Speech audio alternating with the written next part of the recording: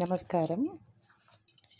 ஸ்லோகங்கள்லாம் பற்றி ஒரு சின்னதாக ஒரு விஷயம் நம்ம பார்த்துட்டு அதுக்கப்புறம் ஸ்லோகத்தினுடைய பலன்கள்லாம் எப்படி இருக்குன்னு பார்க்கலாம். எஞ்சான் உடலுக்கு எப்படி சிரசை பிரதானம்னு சொல்கிறோமோ அந்த மாதிரி பஞ்ச இந்திரியங்களோட மூலாதாரம் கண், தலை, கண், காது, மூக்கு, வாய் இவைகள்லாம் பார்ப்பதற்கு நம்மளுக்கு கண்ணுகளும், நல்லவைகளை கேட்கறதுக்கே காதும், நல்ல விஷயங்களை பற்றி பேசுறதுக்கு வாய் போன்ற இந்திரியங்கள் நம்மளுக்கு பெருமாள் கொடுத்துருக்கார்.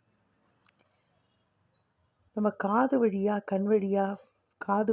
கேட்டு கண் வழியாக பார்க்கப்படுற எல்லாமே எப்படி நம்மளுடைய மூர்தன்யம், அதாவது சிரசை அடைகிறதோ அப்படிதான் நம்மளை வாயால் பேசக்கூடிய ஒரு சொற்களும் சிரசை அடைந்து அந்த நரம்பு மண்டலத்தின் வழியாக நம்மளோட உடம்பெல்லாம் சீர் செய்யுது.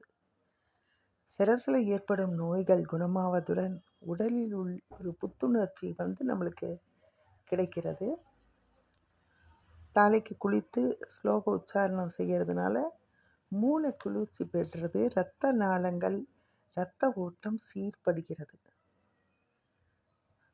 அந்த ஒலி அதுக்கப்புறமா தான் ஓடி அப்படின்னு சொல்லுவோம் இல்லையா. ஒலி அப்படின்றது சப்தம்னு சொல்லுவோம். அந்த சப்தம் நம்மளுக்கு காற்றின் மூலமாக தான் நம்ம அந்த ஒலி அதிர்வுகளை நாம் அறிய முடியும்.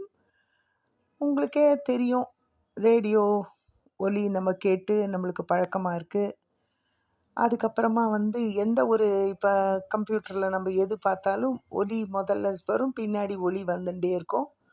இந்த மாதிரி நம்மளுக்கு கிடைக்கிறது. இந்த ஒலி நமக்கு பேசும்போது ஒரு மொழியிலையும் இருக்கும்போது ஒரு மொழியில் ஒரு மாதிரி சப்த உச்சாரணம் பண்ணிட்டு இருக்கோம். சம்ஸ்கிருதத்தை பொறுத்தவரையிலும் இந்த ஒலி நம்மளுக்கு எதனால் இது ரொம்ப புராதனமான ஒரு பாஷைன்னு நம்ம சொல்லிட்டு இருக்கோம் இல்லையா. எப்படி அப்படின்னா, அந்த சம்ஸ்கிருதம் பேசும்போது நம்மளுக்கு எப்படி அமைகிறது அப்படின்னா, நம்ம உச்சாரணம் பண்ணக்கூடிய ஒரு சப்தமும் ஒரு வாயிலேந்து சில சப்தங்கள், மூக்குலேந்து சில சப்தங்கள், கண்டம் அதாவது கழுத்திலிருந்து சில சப்தங்கள், வயிற்றிலிருந்து சில சப்தங்கள், சில சப்தங்கள் உதட்டிலிருந்து, சில சப்தங்கள் பல்லிலிருந்து, இப்படி ஒரு அவயவங்களாக நம்மளுக்கு எப்படி வருதுன்னா, நம்மளுக்கு பிரிஞ்சு காத்தானது அந்த ஒலியை பிரிச்சுட்டு நம்மளுக்கு சொல்லின்னு இருக்கு. இந்த சப்தங்கள் இந்த மாதிரி நம்ம பேசினோன்னா இந்த மாதிரி ஒரு நல்ல ஒரு உச்சாரணத்தினால நம்மளுக்கு கேட்குறவாளுக்கும் சொல்கிறவாளுக்கும் பலன் உண்டு.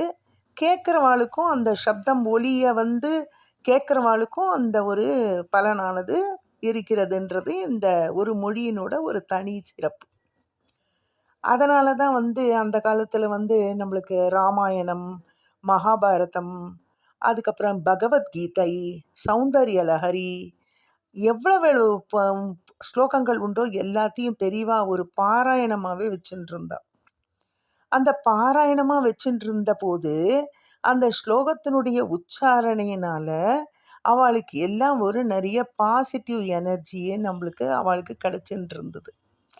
அப்படி பாசிட்டிவ் எனர்ஜி கிடைக்கிறது அப்படின்னா நம்மளுக்கு ஒரு நல்ல ஒரு உண்மையாக, சத்தியமாக அந்த மாதிரி பேசக்கூடிய வழக்குகளும், தர்ம நெறியில் போகக்கூடிய வழிகளும் பெரியவா சொல்லி கொடுத்த மார்க்கத்து மூலமாகவே அவளுக்கு ஒரு பாடம் கற்பிப்பது போலவும், அதே சமயத்தில் நம்மளுக்கு பெரியவாளே சொல்கிற மாதிரியும் நம்மளுக்கு நிறைய விஷயங்கள் நம்மளுக்கு இதிகாசங்கள், புராணங்கள் மூலமாக நம்மளுக்கு பெரியவா நம்மளுக்கு நிறைய கொண்டு சேர்த்துருக்கா. அதை நம்ம எப்படி யூட்டிலைஸ் பண்ணிக்கணும் அப்படின்றது நம்ம கையில் தான் இருக்குது. அப்படி யூட்டிலைஸ் பண்ணிக்கக்கூடிய சில ஸ்லோகங்கள்லாம் நிறையவே இந்த காலத்தில் புஸ்தக வடிவத்தில் வந்திருக்கு. அந்த புஸ்தக வடிவத்தில் வந்ததில் இப்போ நிறைய பேர் பாகவத சப்தாகம் பண்ணுறா, நாராயணியம் பண்ணுறா, இது சொன்னால் நல்லது, நாராயணியம் படிங்கோ வியாதியே வராது அப்படிங்கிறா. சிலது குடும்ப பிரச்சனைகள் தீர்க்க திவ்யமணி பாதுகைகளும் பலன்களும்னு ஒரு புஸ்தகம் போட்டிருக்கா டிஃப்கோல. இந்த மாதிரி நிறைய புஸ்தகங்கள் நிறைய இருக்குது. இதனுடைய பலன்களை பார்க்கும்போது எக்கச்சக்க பலன்கள் இருக்குது. டெய்லி நம்மளால் எல்லா புஸ்தகத்தையும் படிக்க முடியுமா? டெய்லி எவ்வளவு நம்ம படிக்கிறது அப்படின்ற மாதிரி ஒரு பிரமிப்பு ஏற்படும். அந்த பிரமிப்பு ஏற்படாமல் இருக்கிறதுக்கு நம்ம ஒரு குறிப்பிட்ட ஒரு புஸ்தகத்தை மட்டும் வச்சுக்கிறா சில பேர். அதாவது ராமாயணம், பாகவதம், இதுலேயே எல்லாமே அடங்கியிருக்கு இல்லையா? அந்த மாதிரி சில புஸ்தகங்களை வச்சுண்டு அதை அவள் பாராயண முறையில் அவள் படிக்கிறா, டெய்லி படிக்கிறா. அந்த பிலீவ் அப்படின்றது அவளுக்கு இருக்குது. அந்த பிலீவ் வரும்போது என்ன ஆகும்னா, அவளுக்கு மைண்டு ஒரு கான்சன்ட்ரேஷன் கொண்டு வருது. ஒரு எய்ம் ஃபஸ்ட்டு. நம்ம இந்த ரீச் ஆன் த கோல் இல்லையா? நம்ம எதை நோக்கி பயணிக்கிறோமோ அந்த எய்மை முதல்ல அவள் டார்கெட் அவள் மனசுக்குள்ளே வைக்கிறா. அப்புறமா அதுக்கு காமியார்த்தமாக இருந்தால் காமியார்த்தம் எனக்கு எதுவும் வேண்டாம், அந்த பலன் தானாகவே பெருமாள் கிடைக்கும், பெருமாள் கொடுப்பார், பெருமாள் நம்மளுக்கு என்ன வேணுமோ அதை செய்வார்னு இருக்கிறவாளும் இருப்பாள். அதுவும் ஒரு கான்ஃபிடென்ட்டு தான். அந்த மாதிரி படிக்கிறவாளும் நிறைய பேர் இருக்கா.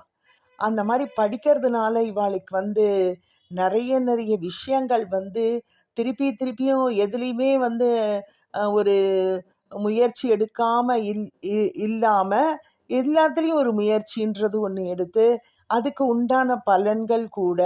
எல்லா ஜீவராசிகளும் நல்ல வாழறதுக்கு தானே பிறக்கிறது. அதனால் எல்லா பலன்களும் அவளுக்கு கிடைக்கிற மாதிரி அவள் என்ன பண்ணுறா, பாராயண முறையை அவள் அமைச்சிக்கிறாள். இப்போ இருக்கிற காலகட்டத்தில் நிறைய மணி நேரம் எதுவுமே சொல்ல முடியல. ராமநாமம் மட்டும் சொல்கிறா சில பேர், ஓம் முருகா சொல்கிறா சில பேர், ஓம் சக்தி வழிபாடு சில பேர். இந்த மாதிரி சில பேர் சில பெருமாளில் ஒரு தியானமாக வச்சுண்டு மூலாதாரமாக ஒரு பெருமாளையே வச்சு தியானம் பண்ணிக்கிறது, இந்த மாதிரி பண்ணிட்டுருக்கான். இதில் நிறைய ஸ்லோகங்கள் நம்ம படிச்சுட்டு இருக்கோம்.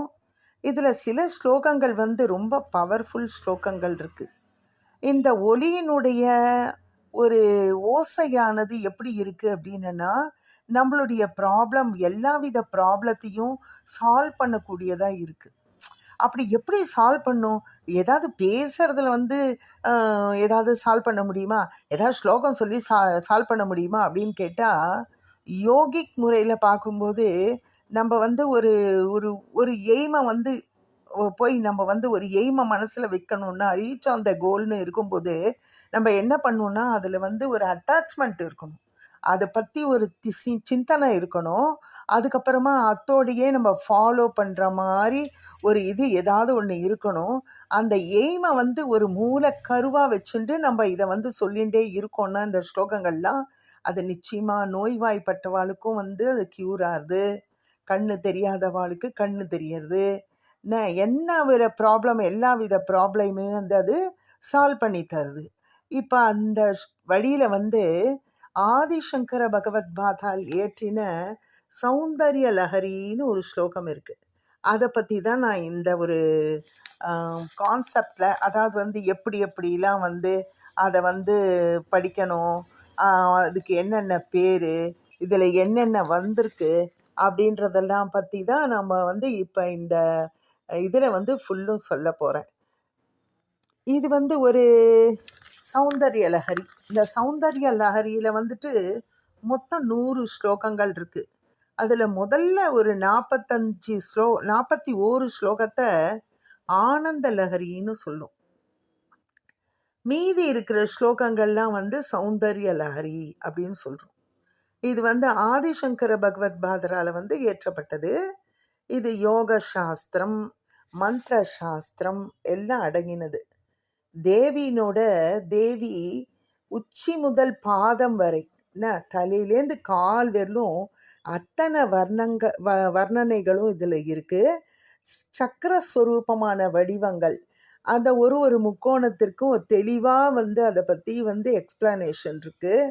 தேவியோட கருணையை பற்றியும் அவளுடைய அழகு எப்படி இருக்குது அப்படின்றத பற்றியும் சொல்லியிருக்கு. லஹரினா நம்மளுக்கு வந்து கடல் அலையை தான் நம்ம லஹரின்னு சொல்லுவோம். ஆனந்த லஹரினா ஆனந்த அலைகள்னு அர்த்தம். அப்புறம் சௌந்தர்ய லஹரினா அழகின் அலைகள் அப்படின்னு சொல்லிட்டு நம்ம வந்து சொல்கிறோம். இந்த பூஜையில் வந்து இந்த முறையில் வந்து இந்த ஸ்லோகம் சொல்லணும், இது சொல்கிறதுனால கிடைக்கும் பலன்லாம் வந்து எப்படி இருக்குது அப்படின்றத வந்து முத்திரைகள்னு சொல்லுவா. சிலதெல்லாம் முத்ராஸ்ன்னு சொல்கிறது.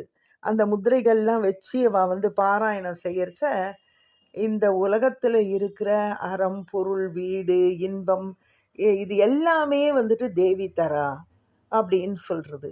அப்புறம் ஆயுள் ஆரோக்கிய சௌக்கியத்தையும் வந்து அவர் தரா. நிச்சயமாக இது வந்து உண்மையான ஸ்லோகம். இந்த தேவியினோட அனைத்து பெயர்களும் இதில் வந்திருக்கு. அதுக்கப்புறமா எந்த ஒரு மதமானாலும் நம்மோட தெய்வத்தை வந்து வெளிப்படுத்துறது சப்தம்தான். அதனால்தான் சப்தத்தையும் அர்த்தத்தையும் பிரிக்க முடியாதுன்றதுனால தான் சிவசக்தியாயுக்தோன்னு முதல் ஸ்லோகத்திலேயே ஆரம்பிச்சிட்டார் இவர். சிவனும் சக்தியையும் பிரிக்க முடியாது. சப்தத்தை அர்த்தத்தை பிரிக்க முடியுமா? நிச்சயமா பிரிக்கவே முடியாது. சப்தம் வர்ற போதே அந்த அர்த்தமானது நம்மளுக்கு புரிச்சிடும். சப்தம் அர்த்தம் புரிக்காம சவுண்டு மட்டும் கொடுத்தானா கூட, ஒரு குயில் கூவுறது, ஒரு மயில் வந்து அகவருது, அதுக்கப்புறம் ஒரு காக்கா கத்துறது அப்படின்னா அந்த பாஷை நம்மளுக்கு தெரியாம இருக்குமே ஒழிய, கிளி கத்துறது இது எல்லாமே நம்மளுக்கு தெரியாம இருக்குமே ஒழிய, அந்த பட்சிகளுக்கு பட்சி பாஷை தெரியும், எறும்புக்கு எறும்பு பாஷை தெரியும், புரியும் அந்த சவுண்டோட இது. அந்த மாதிரி மனிதர்களுக்கு வந்து எந்த தேசத்துல இருந்தாலும் அவன் என்ன சொல்றான்றது கூட இருக்கிற மனிதர்களுக்கு எல்லாருக்குமே அது வந்து புரியக்கூடியதா தான் இருக்கும். அத மாதிரி ஒரு ஆனந்தம் திருப்பியும் ஆனந்தம் கொடுக்கக்கூடியதாக இருக்கிறது. அது இல்லாதக்கு கடலோட அலை வந்து ஓய்வின்றி இயங்குவது போல். அதே மாதிரி ஒரு அலை வந்துருச்சுன்னா மறுபடியும் அடுத்த அலை, அதே அலை திரும்பி வராது, வேற அலை தான் வரும். ஒரு நிமிடமும் வந்து வாழ்க்கையில எவ்வளவு அழகான தருணங்களை அனுபவிக்க வேண்டியிருக்குன்றது தெரியறது. அந்த மாதிரி அவைகள்லாம் வந்து நம்மளுக்கு வரிசைப்படுத்தி முறைப்படுத்தி அவற்றோட கூட ஒன்றி வாழத்தான் புராணங்கள், இதிகாசங்கள் அவைகள் நாம் வாழும் வாழ்வியல் முறைகளை நெறிப்படுத்துகின்றன.